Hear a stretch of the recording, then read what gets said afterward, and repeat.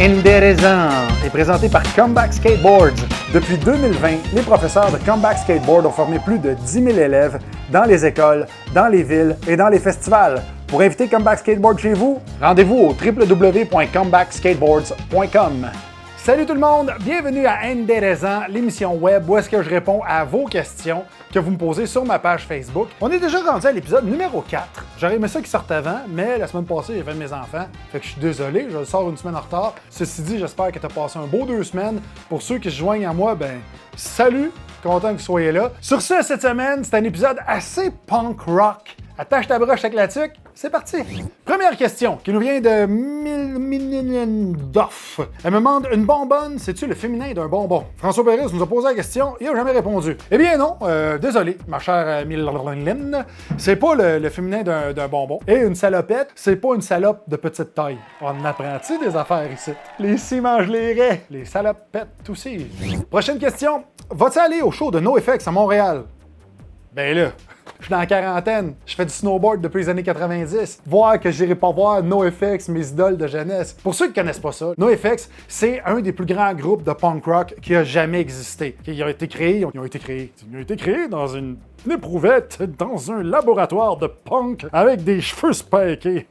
Non, le band a été créé, dis-je, en 1983. Et depuis, ils ont vendu 80 millions d'albums, et ce qui est un exploit incroyable pour un band punk rock, premièrement, et deuxièmement, indépendant. Le chanteur Fat Mike a un charisme incroyable, compte des jokes sur le stage, il est drôle, asti qui est drôle. Puis le drummer, écoute, le beat de drum, quand t'écoutes le beat de drum sur NoFX, là, ta!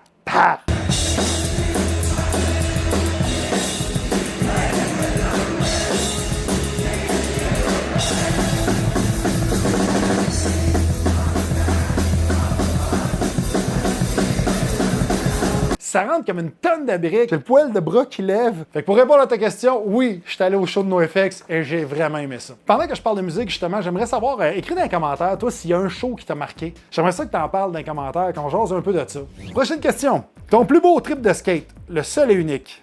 Ah, boy. Ça, c'est indérésant.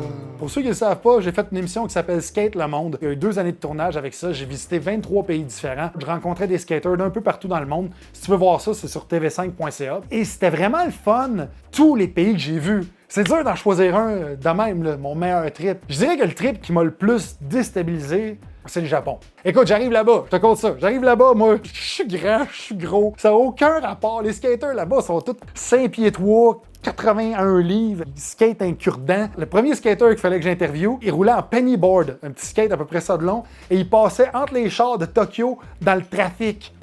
Man! Fallait que je le suive! Le petit skater qui passe, rempli d'agilité. De l'autre, ce grand gringalet qui le suit de 6 pieds en arrière. Premier tournage, il y a un char qui arrive. Je rentre dedans. Puis le pire, c'est que le conducteur est sorti pour s'excuser. Bienvenue à Tokyo, mon chum. C'est le next level de la politesse, Tokyo. Là. Point de vue comportements sociaux, c'est complètement différent.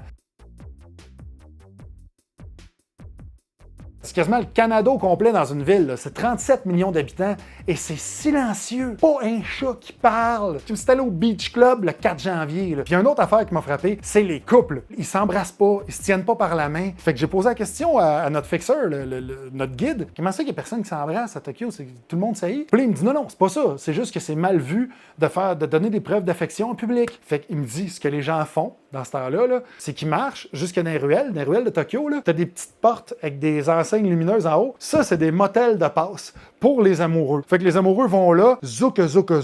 Après ça, ils ressortent. D'un autre côté, ils n'ont pas le choix de faire ça en dehors de chez eux parce que la plupart du monde qui habite à Tokyo, ils habitent avec leur mère, leur père, leur tante, leur oncle, la grand-mère qui est momifiée dans le salon. Fait que si tu veux de l'intimité, tu vas au motel. Ah, puis il y a quelque chose d'autre qui m'a frappé au Japon, là. La bouffe. C'était tout le temps gluant, cartilage de nez d'oiseau. C'est comme ça, là, ce qui se passe présentement, je l'ai vu live dans un restaurant.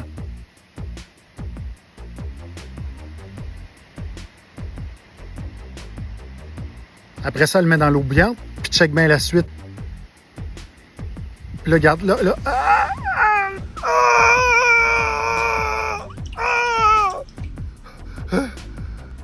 La serveuse au resto est en train de faire ça devant nous autres. Les 3 gars du tournage, on se sentait castrés.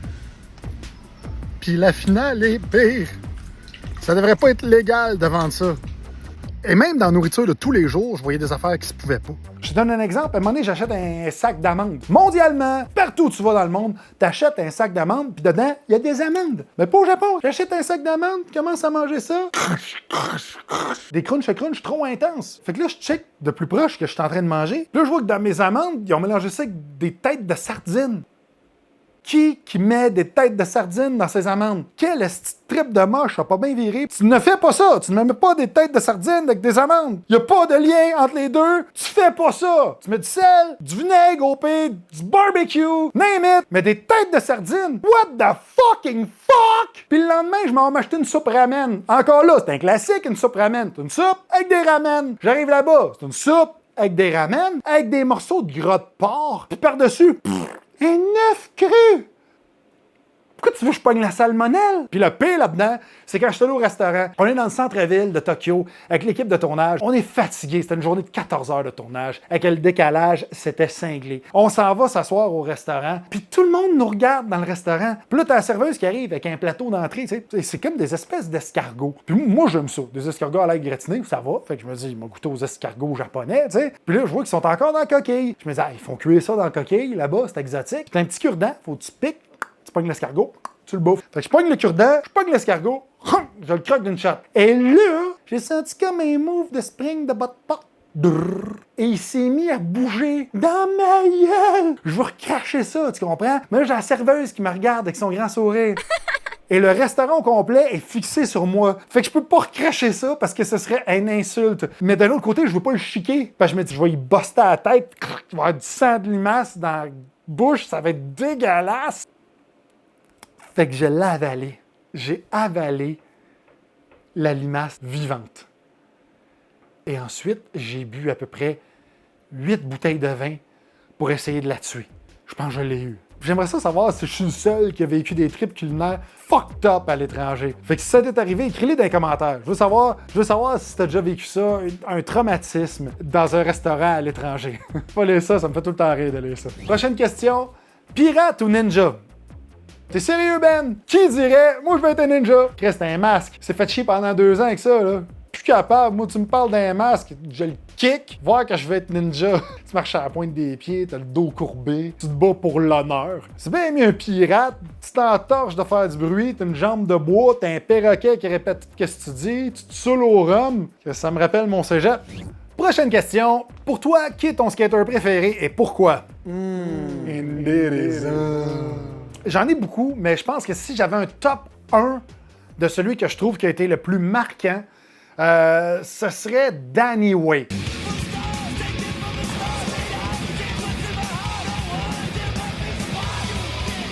Danny Way, qui est un skater de Mega Ramp, qui fait du Big Air.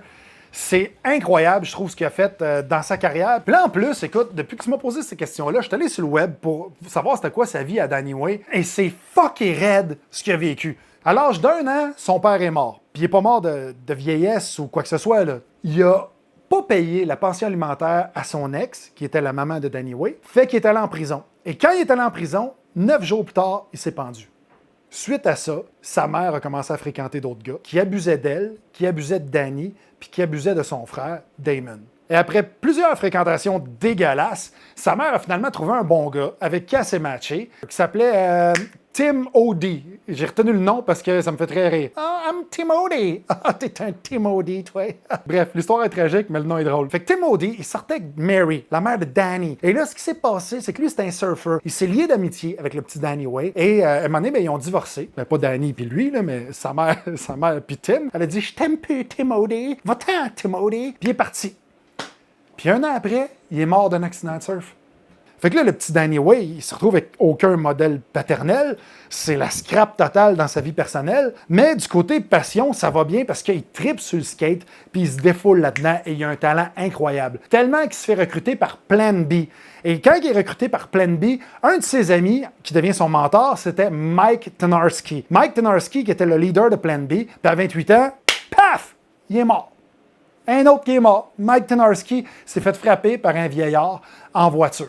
Et malgré toutes ces embûches-là, Danny a continué de skater. Puis en 91, il a été nommé Skater de l'année par le magazine Thrasher. Il a gagné 3 fois médaille d'or aux X Games.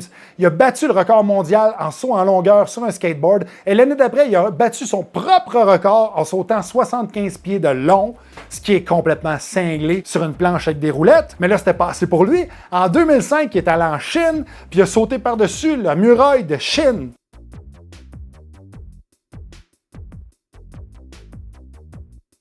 Puis il aurait pu s'arrêter là.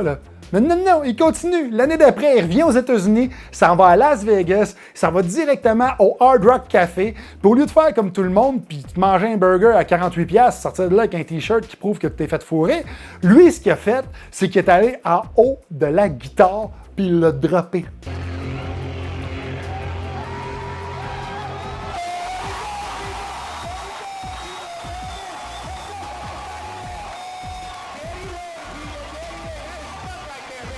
La guitare est à 82 pieds dans les airs et il a battu le record du monde de la plus grande drop qui était 28 pieds en chute libre. Et c'est pour l'ensemble de ces raisons que Danny Way, c'est mon skater numéro 1. Et c'est comme ça que je finis mon Indérésant pour cette semaine. Si tu as des questions que tu veux que je réponde dans les prochains Indérésants, écris ça dans les commentaires, ça va me faire plaisir. D'ici là, on se revoit la semaine prochaine pour un autre Indérésant.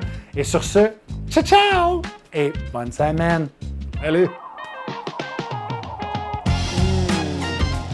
It is.